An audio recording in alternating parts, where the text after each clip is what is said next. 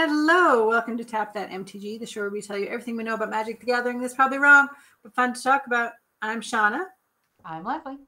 And today we are bringing you a mini deep dive into the new beginner commander decks that just came out, starter commander decks.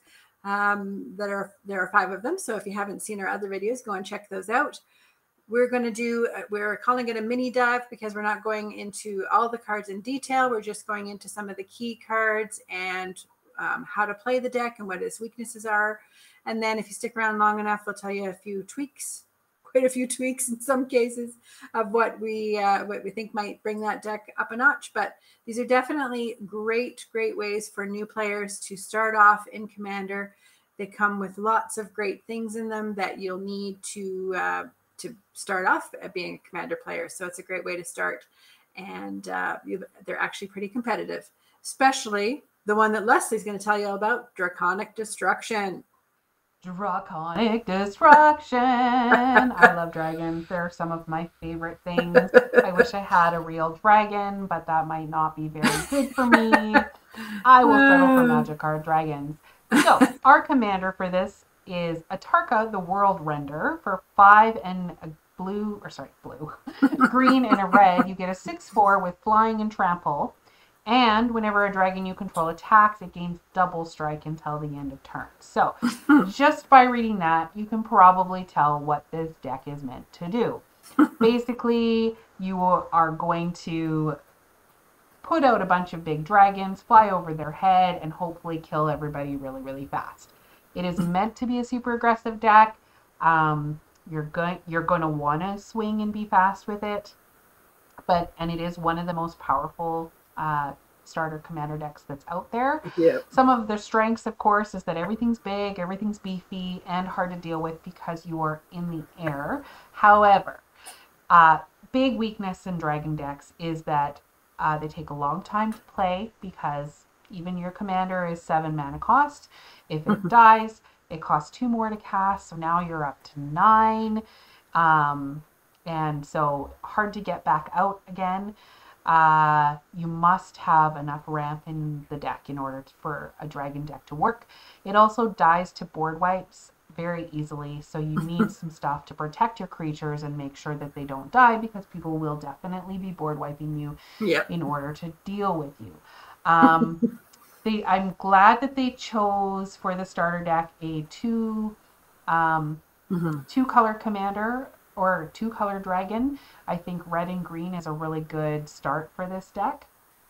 Of course, we've talked about how you're going to play it. Just play your dragons and swing fast. So yeah. What are the key cards? What are some of the key cards in this, Shauna? Well, this deck comes with lots of really good dragons. So, of course, Atarka by himself. But there's also an Akum Hellkite, which is a 4/4 for 6 that, of course, is flying. But it has landfall. So whenever a land enters the battlefield under your control, he deals 1 damage to any target. If that land is a mountain, 50% of the time it will be, it deals 2 damage instead. So, yeah. We will also say that there were so many dragons in this deck, and they are all good. We felt that we didn't need to talk about every single dragon. So we pulled out some of the ones that we thought were the best dragons for this deck. But if you want to go check out the deck list, you can see all the cards that are in this and the rest of the dragons that we're not going to talk about. Drakuseth, the Maw of Flames, 4/4 and 3 red, is a 7/7 with flying. When it comes out, when it attacks, it deals 4 damage to any target, so you got some removal there, and 3 damage to each of up to 2 other targets. And it does say any target, which means it can be people's faces as well. Yep. Dream Pillager, it's a 4/4 flyer for 7. When it deals combat damage to a player, exile that many cards from the top of your library. Until end of turn, you may cast spells from among those exiled cards. So at that point in the game, you're probably going to have lots of mana that you can get some other stuff out there as you attack as well. Scourge of Valkis for 2 and 3 red is a 4/4, and when it or another dragon enters the battlefield under your control, it deals X damage to any target. where X is the number of dragons you control, which will be hopefully lots. To start with, it's probably only going to be 3 or 4, but you know what? Any target, 3 or 4 damage, that's nice removal. It also has what we call fire breathing, so you can pay 1 red and it gets +1/+0 until the end of turn. You can do that as many times as you want. If you have an extra 6 mana just sitting around, pay 6 and give it +6/+0. Yeah. Steel Hellkite, it's a 5/5 for 6, and it's a flyer, of course, as well. And it has pay 2, and it gets the fire breathing. And you can also pay X and destroy each non-land permanent with mana value X whose controller was dealt combat damage by the Hellkite this turn. Activate only once each turn. So this is a removal on a stick, kind of on steroids. Dragons have a lot of removal on a stick, they do. Yes, they do. Varric's Blade Wing. I really like this card as a dragon because it's a 4/4 for 4, which is a really nice on par mana cost.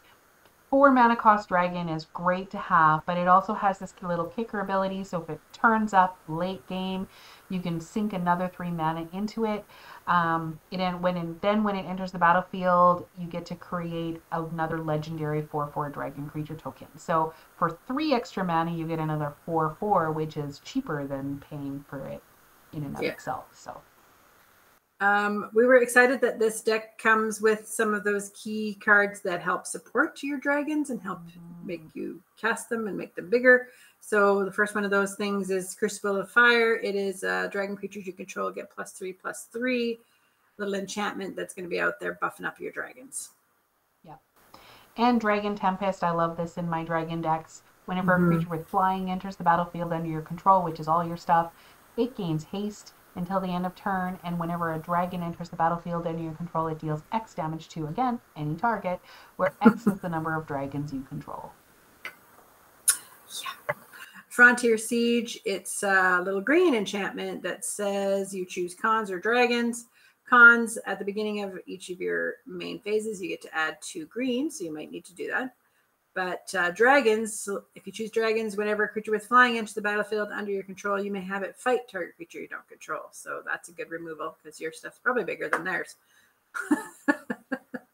It's surrounded by cats. Now I got the other cat up here. Oh dear. Dragon Master Outcast for 1 is a 1/1. At the beginning of your upkeep, if you control 6 or more land, you get to create a 5/5 red. A 5/5 dragon. You just if you control land, so turn 5 or turn 6, I mean, if you've ramped, maybe turn 5, you get that out early. Now you will have to protect it because that one people will just definitely kill. Yeah, everybody kills him, right? Yeah. Oh dear. Then there's some ramp cards in here, of course. 2/2 Draconic Disciple that lets you add a mana of any color, or you can pay 2 and sacrifice it, or sorry, 7 and sacrifice it and create a 5/5 red dragon creature token with flying. So you don't need the mana anymore. Turn it into a dragon. Why not? Yeah. And Dragon Lord Servant.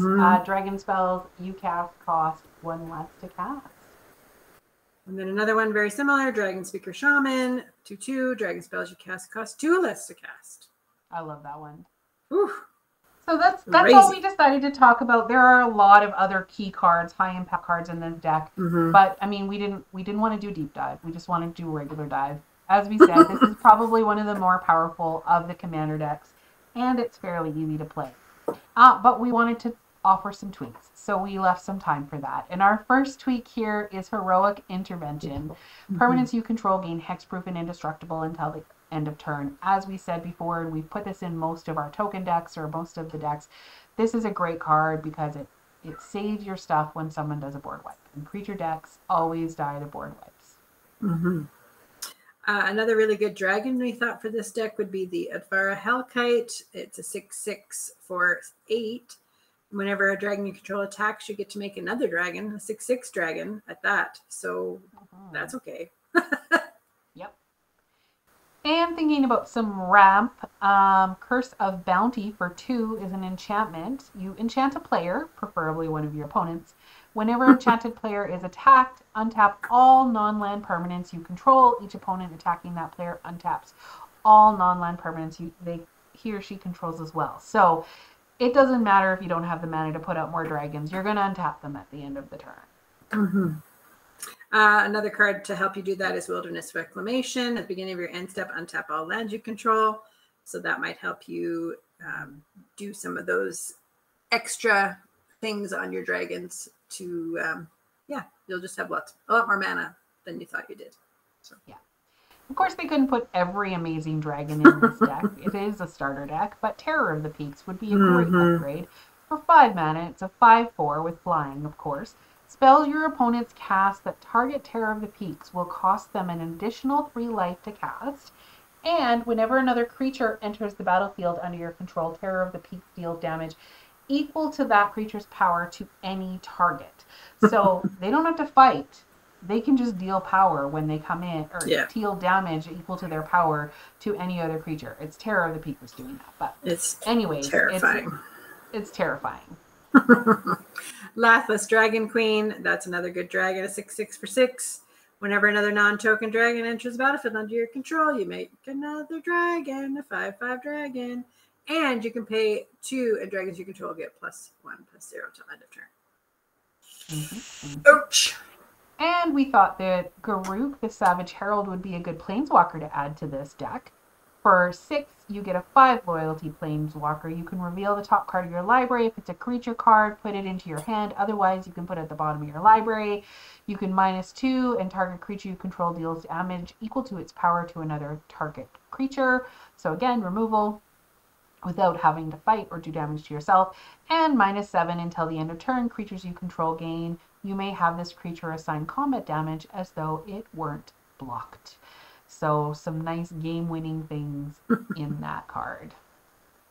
And then a little inexpensive card that we thought might be good in here, Mage Slayer Equipment. Whenever equipped creature attacks, it deals damage equal to its power to the player or planeswalker it's attacking. So even if you can't get in, it's still doing damage. We thought that would be a really fun one to add to this deck too, if you have it. Rhythm of the Wild.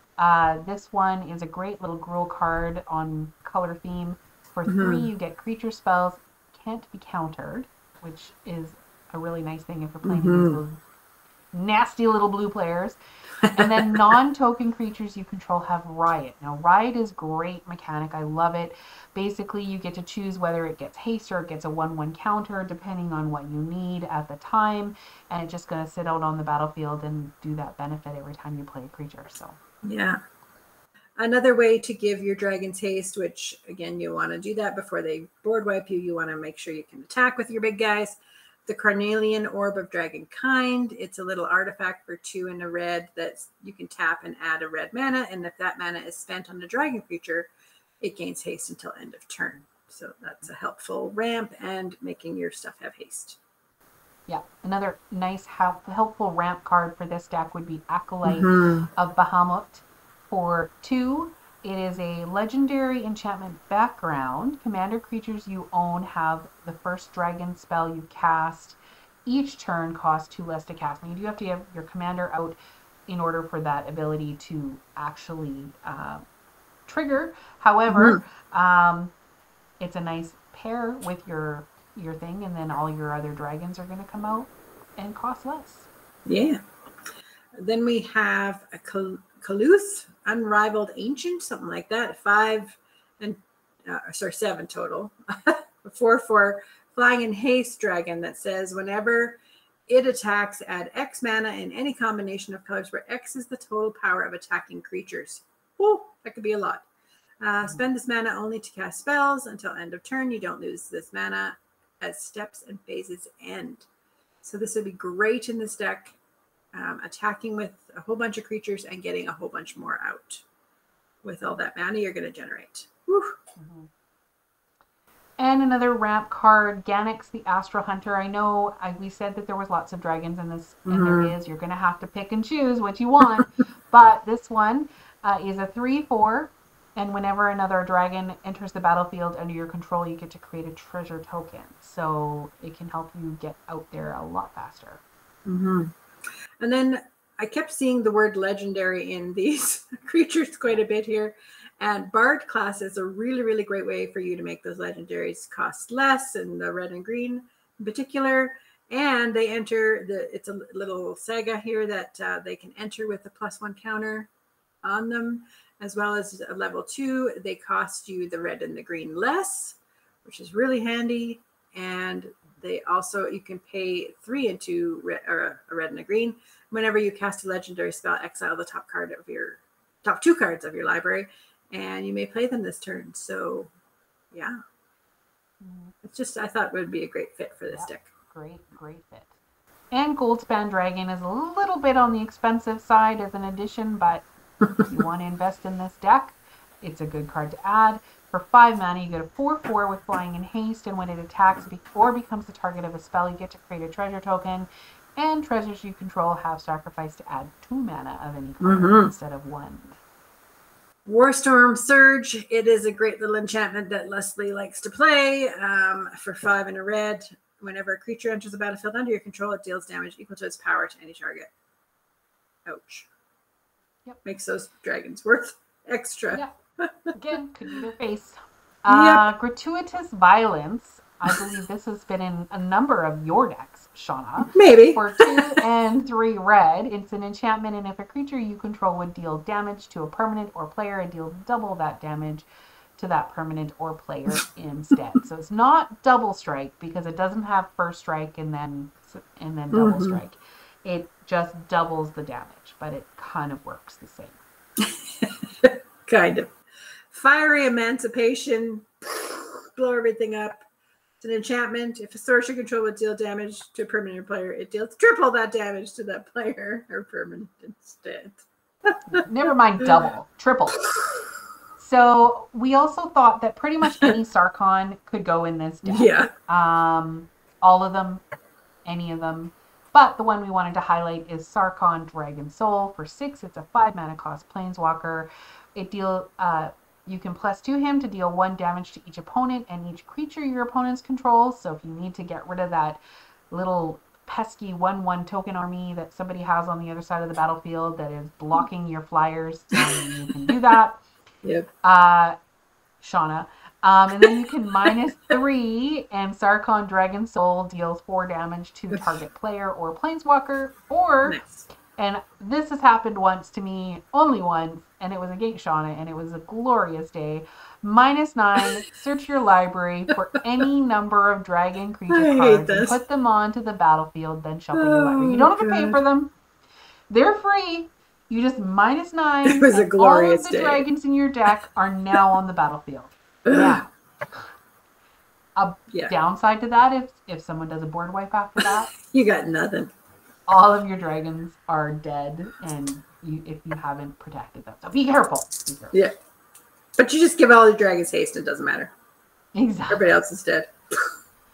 Yeah. Domri would be a really fun guy to add to this deck too. Anarch of Bolas. Your creatures get +1/+0, or you can this is the little guy. Or you can add a red or green, and creature spells you play can't be countered, which is nice. And target creature you control fights target creature you don't control. Yours are bigger than theirs. So his little -2 ability is pretty awesome too. Of course, land is also a good addition to any commander deck to upgrade it. These decks come with a decent amount of land, but this one we felt worth mentioning because it wasn't in there, and it is definitely good for a dragon deck. Crucible of the Spirit Dragon. You can tap it to add colorless, but you can also pay 1 and tap it to put a storage counter on it. And then you can tap and remove X storage counters from it and add X mana in any combination of colors. Spend this mana only to cast dragon spells, activate abilities of dragons. So you can use it for fire breathing. You can use it to cast your dragons as you build it up. So that's just a nice little addition. If you're going to have land in anyway, you might as well put this one in. Mm-hmm. Yeah, so that is our dragon deep dive, Draconic Destruction, little beginner dragon deck that you might want to try out. That's it for this time on that one. We have some other ones in YouTube as well if you want to check those out. feel free. And thank you so much for watching us here on this video and sticking around with us as we went through all those tweaks. We were curious to hear what kind of dragons you would add to this deck, or what you think of the other tweaks that we recommended on there. So you can find us also on Twitch. We're hanging out with our friends. You can also find us on Facebook and Twitter and all that stuff. If you wanted to come and chat Magic the Gathering with us, we'd love to chat about it. And that's it for this time. See you next time. In the meantime, tap those magic cards and have fun doing it. Bye, guys. Thanks, gang.